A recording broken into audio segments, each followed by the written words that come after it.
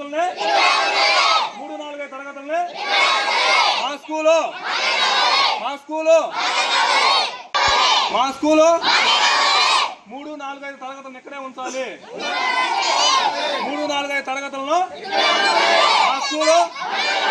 మా స్కూలు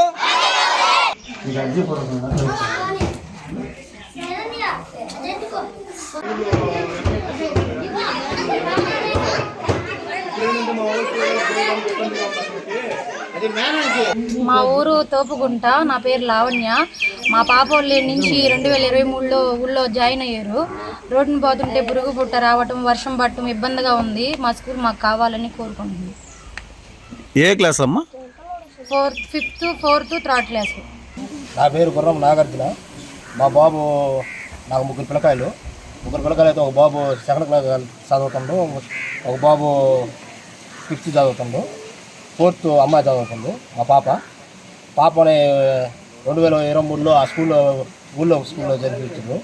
దారిలో వస్తుంటే ఆవు పొడిచింది. ఆవు దాడి చేసి మా పాపకి కాలు కూడా ఇరిగిపోయింది. అందువల్ల మా పాపని మేము అక్కడ చదివించేదానికి మాకు ఇష్టం లేదు.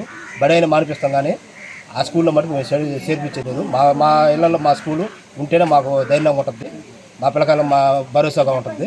అందువల్ల మేము ఆ స్కూల్కి పంపించే విధానం మా కాడ లేదు. మా స్కూలు మా ఇళ్లలో ఉండే స్కూలు మాకు ఉంటేనే మాకు ధైర్యంగా ఉంటుంది. అందువల్ల మేము ఆ స్కూల్లో చేర్పించే విధానం అయితే మాకు లేదు. నా పేరు గిరిబాబు. నేను ఈ స్కూల్ నందు విద్యా కమిటీ చైర్మన్గా ఉన్నాను. గత 2023 సంవత్సరంలో మా స్కూల్ నందు 1, 2, 3, 4, 5 తరగతులు ఉండేవి. 2023లో విలీనం కింద 3, 4, 5 తరగతులను తీసుకెళ్లి ఎంపీ యూపీ స్కూల్ నందు కలిపేశారు. దాంతో సుమారు 10 మంది విద్యార్థులు ఆ స్కూల్ నందు వెళ్ళి చదువుకుంటున్నారు.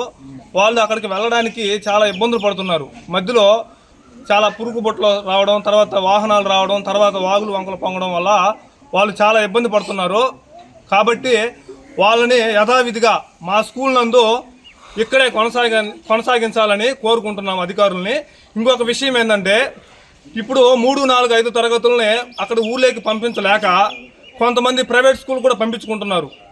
కేవలం ఒక ఉదాహరణ ఏంటంటే మా పాప 3కి నేను అక్కడికి ఇబ్బంది పెట్టకుండా పంపించాలని ఒక ఉద్దేశంతో ప్రైవేట్ స్కూల్లో జాయిన్ చేశా. అదేవిధంగా అందరూ తల్లిదండ్రులు అదే విధంగా అనుకుంటున్నారు. ఆ విధంగా అనుకోవడం వల్ల ఫ్యూచర్లో ఈ స్కూల్ అనేది ఎత్తిపోయే అవకాశం ఉంది.